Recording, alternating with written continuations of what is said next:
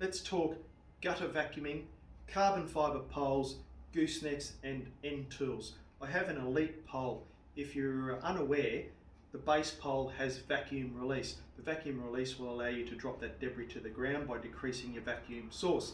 The elite poles are a clamped together locking fit. New for 2020, we have the 90-degree carbon fibre gooseneck. Super lightweight, super rigid, will take all your existing elite end tools.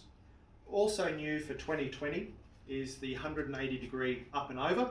Will lock straight into your elite tool end and take all your existing elite tools.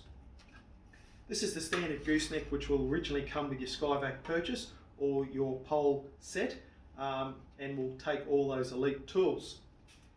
I wanted to talk 44mm poles. We have trackside. These are fiberglass.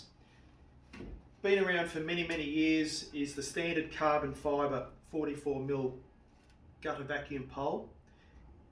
What's new for the end of 2020 is a 44mm carbon fibre tapered pole with an elite pole end.